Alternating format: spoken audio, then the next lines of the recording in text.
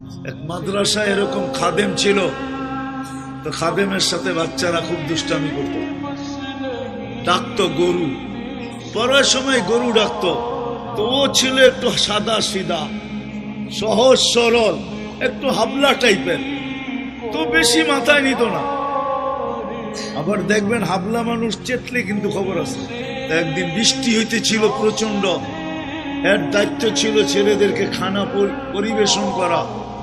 তো খানার সময় গেছে, খানা নিয়ে আসে না, তো ছেলেরা চিৎকার দিতেছে গরু কই গেল। একটু পরে দেখতেছে খানা নিয়ে আসতেছে, তো সবাই চিৎকার দিয়ে বলতেছে ওই গরু এত দেরি করলি কেন। বাস সরল সহজ তো লেগে গেছে মাথায়। মোতামিম সাহেবের কাছে যা বলতেছে চাকরি করব না। কেন? বাড়ি মাদ্রাসায় যেটি পালেন এটি সব দেয়া দাও। সবসময় গরু বলে শোয়া গেছি, আজকেও গরু বলতেছি। মোতামিম সাহেব বুঝছে সরল সহজ মানুষ চেতলে তো এরমই চেতে গেছে গা সিধা বাড়িতে।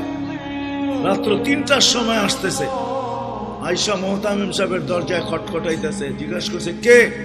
হুজুর আসছি। কি জন্য? চাকরি করবো। তুমি দিনের বেলা চলে গেলে চাকরি করবো না?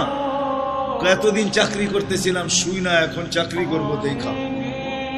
বলছে এটা আবার কি দেখা চাকরি করবে? মানে আমি স্বপ্নে দেখতেছিলাম কিয়ামত হয়ে গেছে, আমি পুলসিরাতের পাশে যেয়ে দাঁড়ায় আছি, পুলসিরাত চুলের মতো চিকন, তলোয়ারের মতো ধার। ভয় পাইতেছিলাম এটার উপরে পা রাখবো তো রাখবো কি করে। একটু পরে চিৎকার শুনলাম, তো দেখলাম মাদ্রাসার ছেলেগুলা সবগুলা হইহুল্লার করতে করতে আসতেছে। ওরা পুলসিরাতের পা দিতে দেরি, এটা সুপার হাইওয়ে হয়ে যেতে দেরি হয় নাই।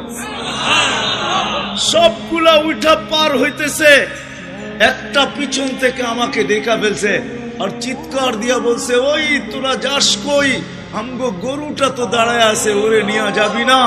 বলে সবগুলা পিছে ফিরে আসছে আর আমাকে উঠায়া কেউ হাতে কেউ পায়ে ধরা সব কাঁধে করে নিয়ে পার করা দিছে। ঘুমের থেকে জায়গা গেছি, এই জন্য চোখে দেখা আমি এখন চাকরি করব।